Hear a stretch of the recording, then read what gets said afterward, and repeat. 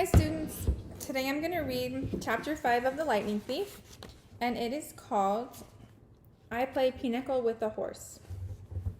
I had weird dreams full of barnyard animals. Most of them wanted to kill me, the rest wanted food. I must have woken up several times, but what I heard and saw made no sense, so I just passed out again. I remember lying in a soft bed, being spoon-fed something that tasted like buttered popcorn, only it was pudding. The girl with curly blonde hair hovered over me, smirking as she scraped drips off my chin with a spoon. When she saw my eyes open, she asked, "What will happen at the summer solstice?" I managed to croak, "What?" She looked around as if someone would overhear. "What's going on? What was stolen? We've only got a few weeks." "I'm sorry," I mumbled. "I don't..." Somebody knocked on the door, and the girl quickly filled my mouth with pudding. The next time I woke up, the girl was gone.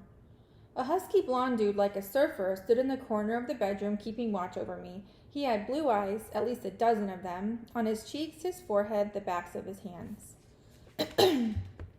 When I finally came around for good, there was nothing weird about my surroundings, except that they were nicer than I was used to. I was sitting in a deck chair on a huge porch, gazing across a meadow at green hills in the distance. The breeze smelled like strawberries. There was a blanket over my legs, a pillow behind my neck. All that was great, but my mouth felt like a scorpion had been using it for a nest. My tongue was dry and nasty, and every one of my teeth hurt. On the table next to me was a tall drink. It looked like iced apple juice with a green straw and a paper parasol stuck through a maraschino cherry. My hand was so weak I almost dropped the glass once I got my fingers around it. "Careful," a familiar voice said. Grover was leaning against the porch railing, looking like he hadn't slept in a week. Under one arm, he cradled a shoebox. He was wearing blue jeans, Converse high tops, and a bright orange t-shirt that said Camp Half-Blood. Just plain old Grover, not the goat boy. So maybe I'd had a nightmare. Maybe my mom was okay. We were still on vacation, and we'd stopped here at this big house for some reason, and... "You saved my life," Grover said. Well, the least I could do. I went back to the hill. I thought you might want this. Reverently, he placed the shoebox in my lap. Inside was a black and white bull's horn, the base jagged from being broken off, the tip splattered with dried blood. It hadn't been a nightmare. "The Minotaur," I said. Percy, it isn't a good idea." "That's what they call him in the Greek myths, isn't it?" I demanded. "The Minotaur, half bull, half man." Grover shifted uncomfortably. "You've been out for 2 days. How much do you remember?" Excuse me. "My mom, is she really..." He looked down. I stared across the meadow. There were groves of trees, a winding stream, acres of strawberries spread out under the blue sky. The valley was surrounded by rolling hills, and the tallest one, directly in front of us, was the one with the huge pine tree on top. Even that looked beautiful in the sunlight. My mother was gone. The whole world should be black and cold. Nothing should look beautiful. "I'm sorry," Grover sniffled. "I'm a failure. I'm the worst satyr in the world." He moaned, stomping his foot so hard it came off. I mean, the Converse high top came off. The inside was filled with styrofoam, except for a hoof-shaped hole. "Oh, sticks," he mumbled. Thunder rolled across the clear sky. As he struggled to get his hoof back in the fake foot, I thought, well, that settles it. Grover was a satyr. I was ready to bet that if I shaved his curly brown hair, I'd find tiny horns on his head, but I was too miserable to care that satyrs existed, or even minotaurs. All that meant was that my mom really had been squeezed into nothingness, dissolved into yellow light. I was alone, an orphan. I would have to live with Smelly Gabe? No, that would never happen. I would live on the streets first. I would pretend I was 17 and join the army. I'd do something. Grover was still sniffling. The poor kid, poor goat, satyr, whatever, looked as if he expected to be hit. I said, "It wasn't your fault." "Yes, it was. I was supposed to protect you." "Did my mother ask you to protect me?" "No, but that's my job. I'm a keeper, at least I was." "But why?" I suddenly felt dizzy, my vision swimming. "Don't strain yourself," Grover said. "Here." He helped me hold my glass and put the straw to my lips. I recoiled at the taste because I was expecting apple juice. It wasn't that at all. It was chocolate chip cookies, liquid cookies, And not just any cookies. My mom's homemade blue chocolate chip cookies, buttery and hot, with the chips still melting. Drinking it, my whole body felt warm and good, full of energy. My grief didn't go away, but I felt as if my mom had just brushed her hair against my cheek, given me a cookie the way she used to when I was small, and told me everything was going to be okay. Before I knew it, I drained the glass. I stared into it, sure I had just had a warm drink, but the ice cubes hadn't even melted. Was it good? Grover asked. I nodded. What did it taste like? He sounded so wistful I felt guilty. Sorry, I said. I should have let you taste. His eyes got wide. No, that's not what I meant. I just wondered. Chocolate chip cookies, I said. My mom's. Homemade. He sighed. And how do you feel? Like I could throw Nancy Boba Fett 100 yards. That's good, he said. That's good. I don't think you could risk drinking any more of that stuff. What do you mean? He took the empty glass from me gingerly, as if it were dynamite, and set it back on the table. Come on, Chiron and Mr. D are waiting. The porch wrapped all the way around the farmhouse. My legs felt wobbly trying to walk that far. Grover offered to carry the Minotaur horn, but I held on to it. I'd paid for that souvenir the hard way. I wasn't going to let it go. As we came around the opposite end of the house, I caught my breath. We must have been on the north shore of Long Island, because on this side of the house, the valley marched all the way up to the water, which glittered about a mile in the distance.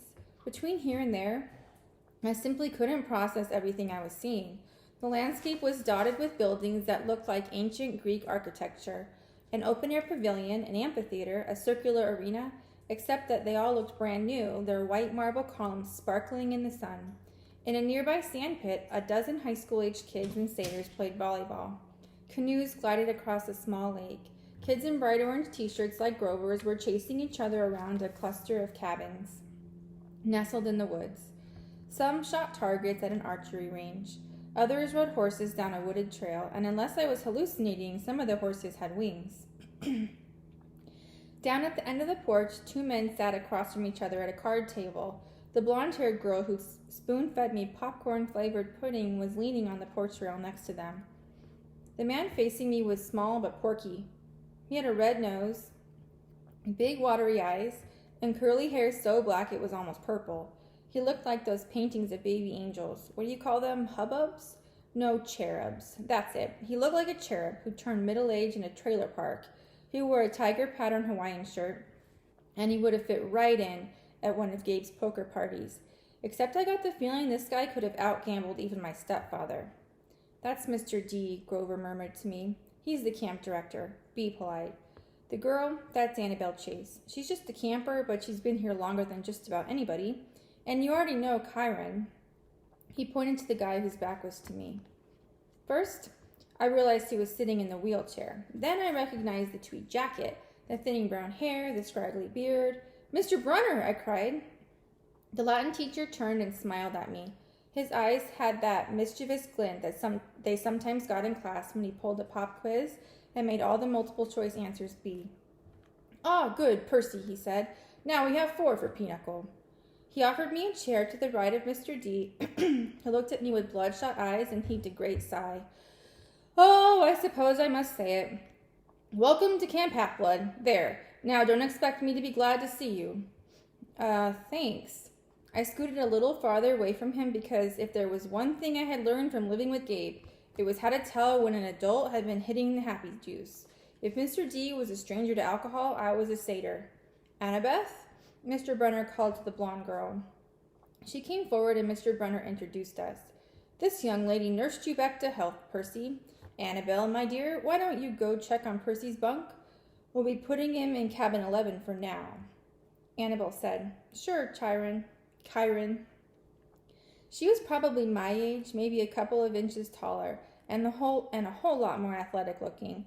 With her deep tan and her curly blonde hair, she was almost exactly what I thought a stereotypical California girl would look like, except her eyes ruined the image. They were startlingly gray, like storm clouds, pretty but intimidating too, as if she were analyzing the best way to take me down in a fight. She glanced at the Minotaur horn in my hands, then back at me. I imagined she was going to say, "You killed a minotaur," or "Wow, you're so awesome," or something like that. Instead, she said, "You drool when you sleep." Then she sprinted off down the lawn, her blonde hair flying behind her. "So," I said, anxious to change the subject, "you, work here, Mr. Brenner?" "Not Mr. Brenner," the ex-Mr. Brenner said. "I'm afraid that was a pseudonym. You may call me Chiron." Okay. Totally confused, I looked at the director. "And Mr. D, does that stand for something?" Mr. D stopped shuffling the cards. He looked at me like I'd just belched loudly. "Young man, names are powerful things. You don't just go around using them for no reason." "Oh, right, sorry." "I must say, Percy," Chiron Brenner broke in, "I'm glad to see you alive. It's been a long time since I've made a house call to a potential camper. I'd hate to think I wasted my time." "House call?" "My year at Yancey Academy to instruct you. We have satyrs at most schools, of course, keeping a lookout. But Grover alerted me as soon as he met you. He sensed you were something special, so I decided to come upstate. I convinced the other Latin teacher to take a leave of absence." I tried to remember the beginning of the school year. It seemed like so long ago, but I did have a fuzzy memory of there being another Latin teacher my first week at Yancey. Then, without explanation, he had disappeared and Mr. Brenner had taken the class. "You came to Yancey just to teach me?" I asked. Chiron nodded. "Honestly, I wasn't sure about you at first. We contacted your mother, let her know we were keeping an eye on you in case you were ready for Camp Half-Blood. But you still had so much to learn. Nevertheless, you made it here alive, and that's always the first test." "Grover," Mr. D said impatiently, "are you playing or not?"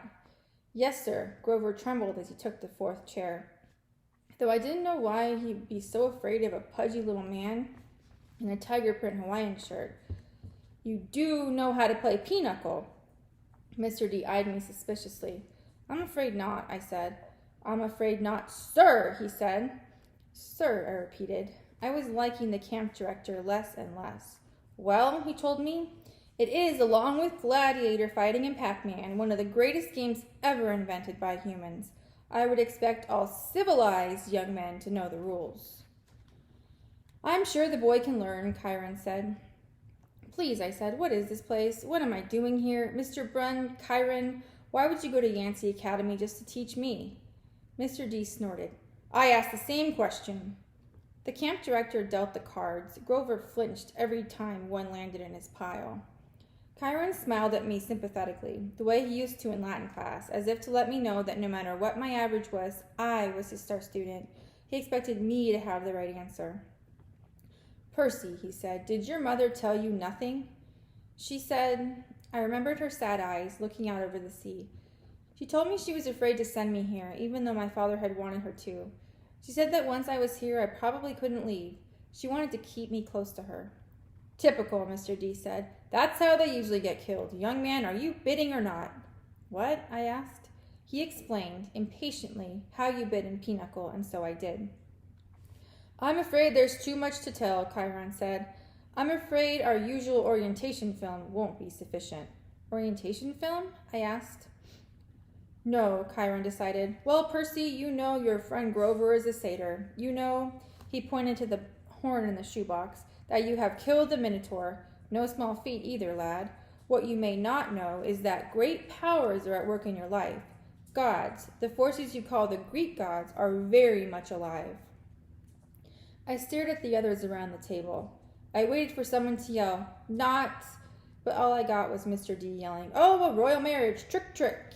He cackled as he tallied up his points. "Mr. D," Grover asked timidly, "if you're not going to eat it, could I have your Diet Coke can?" "Eh? Oh, all right."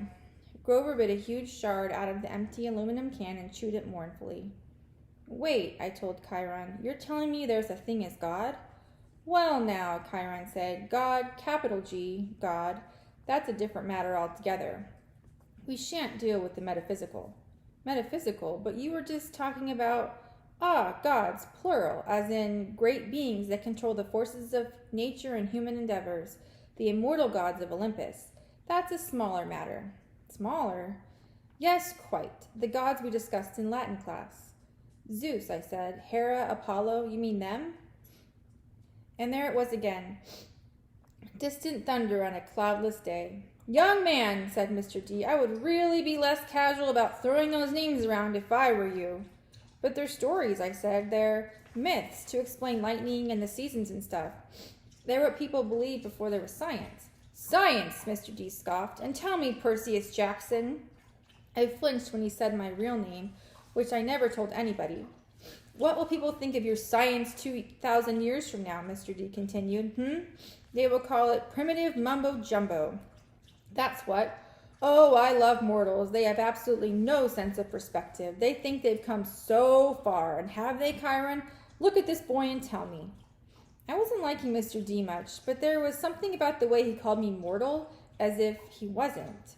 It was enough to put a lump in my throat, to suggest why Grover was dutifully minding his cards, chewing his soda can and keeping his mouth shut. Percy, Chiron said, you may choose to believe or not, but the fact is that immortal means immortal. Can you imagine that for a moment, never dying, never fading, existing just as you are for all time?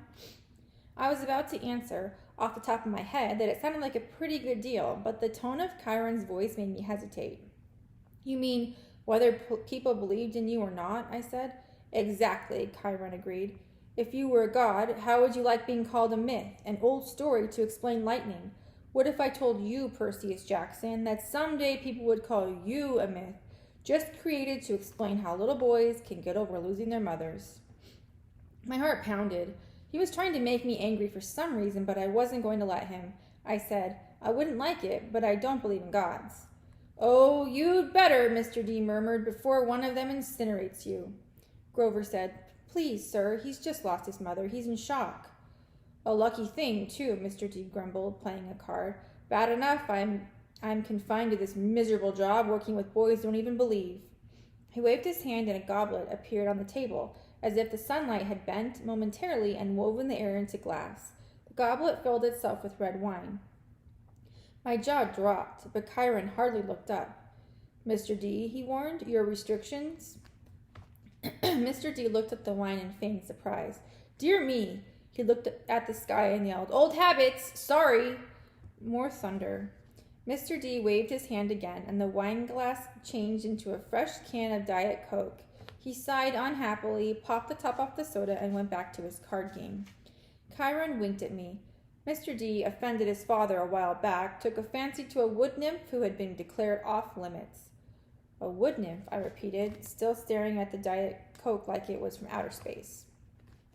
Yes, Mr. D confessed. Father loved to punish me. The first time, prohibition. Ghastly. Absolutely horrid 10 years. The second time, well, she was really pretty and I couldn't stay away. The second time, he sent me here. Half-Blood Hill. Summer camp for brats like you. Be a better influence, he told me. Work with youths rather than tearing them down.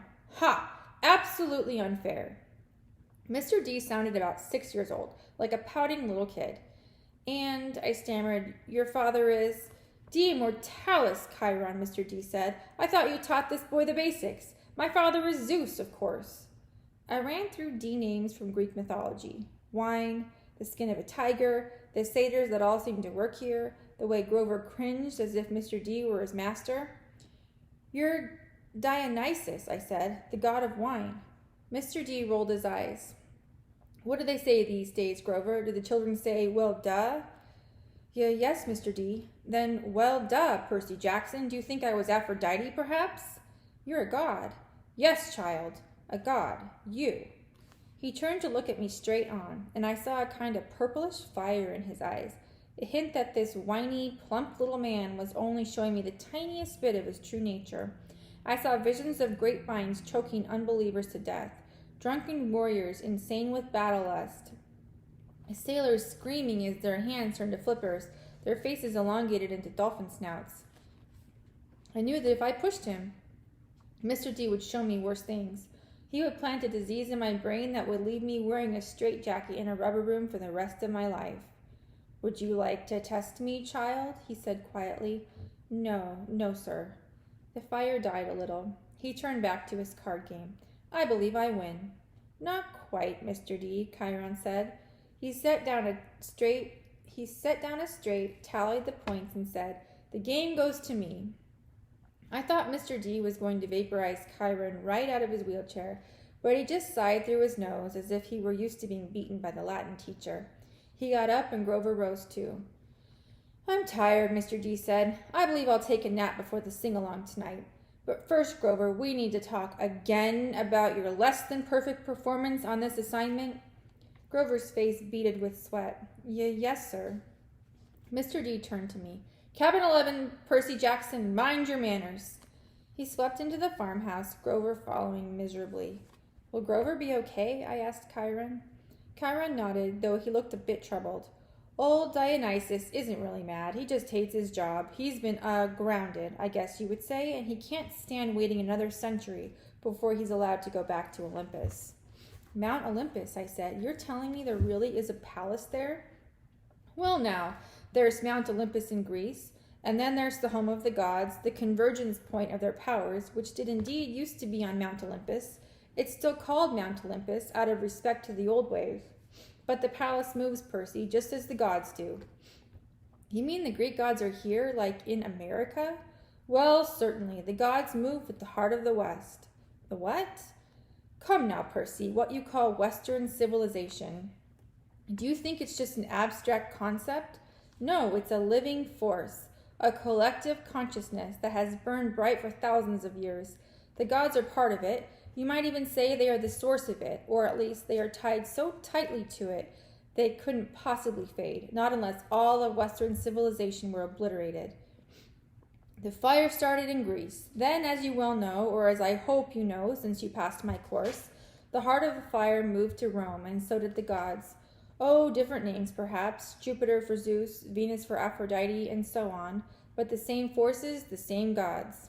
And then they died. Died? No. Did the West die? The gods simply moved to Germany, to France, to Spain for a while. Wherever the flame was brightest, the gods were there. They spent several centuries in England. All you need to do is look at the architecture. People do not forget the gods. Every place they ruled for the last 3,000 years, you can see them in paintings, in statues, or the most important buildings. And yes, Percy, of course they are now in your United States. Look at your symbol, the eagle of Zeus. Look at the statue of Prometheus in Rockefeller Center, the Greek facades of your government buildings in Washington. I defy you to find any American city where the Olympians are not prominently displayed in multiple places. Like it or not, and believe me, plenty of people weren't very fond of Rome either, America is now the heart of the flame. It is the great power of the West, and so Olympus is here, and we are here. It was all too much, especially the fact that I seemed to be included in Chiron's we, as if I were part of some club. Who are you, Chiron? Who am I? Chiron smiled. He shifted his weight as if he were going to get up out of his wheelchair, but I knew that was impossible. He was paralyzed from the waist down. Who are you? He mused. Well, that's the question we all want answered, isn't it? But for now, we should get you a bunk in cabin 11. There will be new friends to meet, and plenty of time for lessons tomorrow. Besides, there will be s'mores at the campfire tonight. And I simply adore chocolate. And then he did rise from his wheelchair, but there was something odd about the way he did it. His blanket fell away from his legs, but the legs didn't move. His waist kept getting longer, rising above his belt.